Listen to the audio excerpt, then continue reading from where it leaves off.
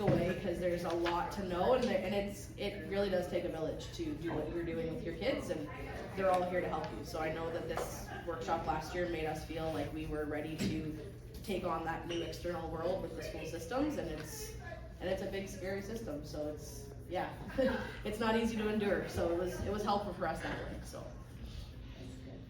And I felt like, I don't know if any of you can have the same experience, but I'm a bit of a control freak.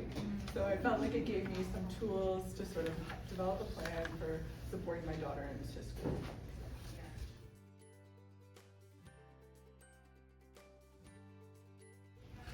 So one of the biggest ones for our family was learning all about the IEPs. A lot of people, I'm sure, will end up having that kind of adventure and journey down the road with the school systems, and I knew nothing about an IEP. I knew nothing about how they can put forth a plan for your child in the school. what is it? IEP? So an individual education plan, basically. So it's catered to like your needs of your child in the school, and that's exactly where I was last year. I knew absolutely nothing about it. So they went and they broke it all down as to like things you need to know and be aware of, who you need to talk to, questions to ask, things to know that like, don't be afraid to put every detail you can on that plan, because that's basically like a working document that's going to continue your whole entire journey with your kids.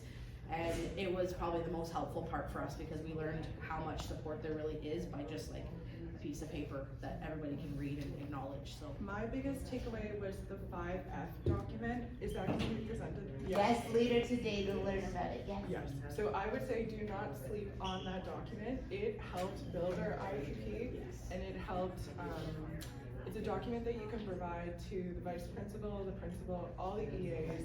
They keep it in the classroom so sub-EAs can see the document, and it really, again, back to the control piece, it helps control the narrative of your child in a way that is yours and your child's, and I would not sleep on that document.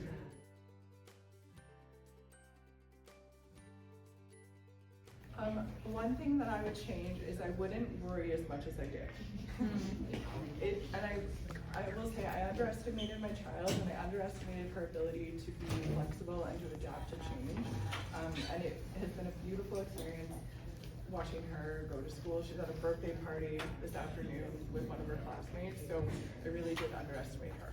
if you don't speak up for them, if you don't tell them what you need, if you don't advise how you feel to the staff, the EAs, the principals even, if you're not able to be that advocate, your child won't succeed because they're not able to do it themselves.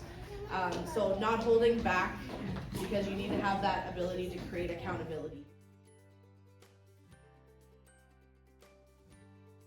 Taking like the biggest first step in this process is coming here to learn about this and get everything you can from this center.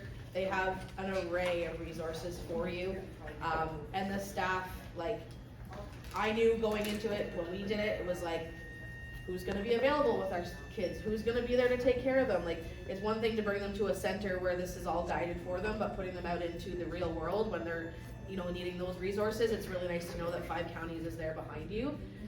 So just being able to be given that breakdown from this workshop today to know exactly what is available for you, and to, like, what I can suggest is take advantage of it all. We did exposure.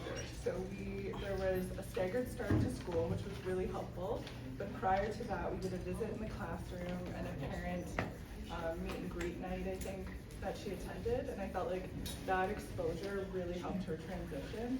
We also took her to the playground so many times during the summer, and we walked by the school and we signed, this is sometimes advocacy, you can be really proactive with advocacy. So we adore our EA. So the principal and the vice principal know that they will receive a quarterly email from me talking about how much I adore the EA, how wonderful their school is, and how I would like the EA next year. So it's being proactive with your advocacy versus reactive. She was well supported. I will say that my daughter has, her disability is pretty, I guess, global in that it impacts a lot of aspects of her life. So in terms of support, she would be on the higher end. So they were well prepared. We had a meeting, me,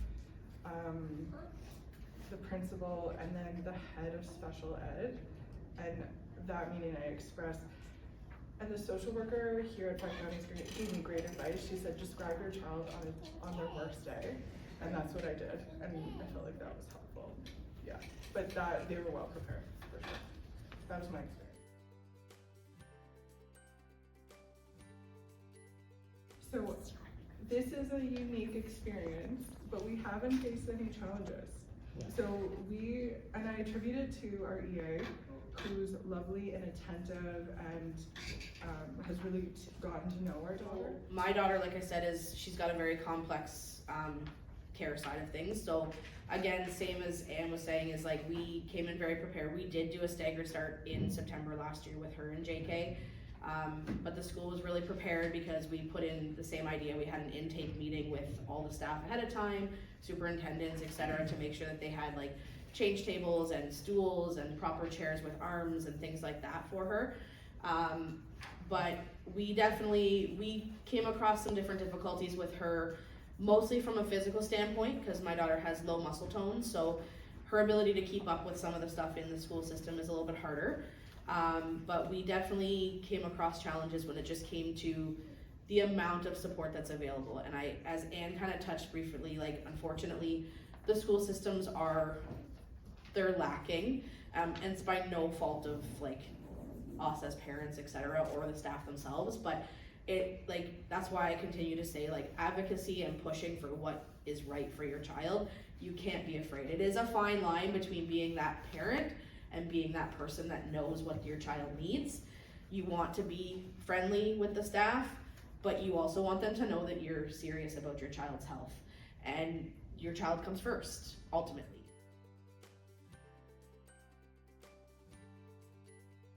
My daughter's condition is very rare, so they don't know a lot about it, so it was more of like I don't know what you want to call it, but more of like not an ignorance in a bad way, but an ignorance of just not wanting to learn about the situation.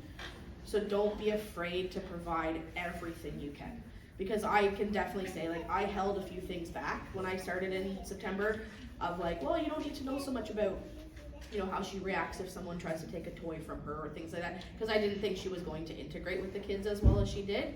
And again, she surprised us in many ways, but the staff weren't prepared for some of those items when they did come up because I held it back. So don't hold those back. Express exactly what your child needs, because the support staff needs it too.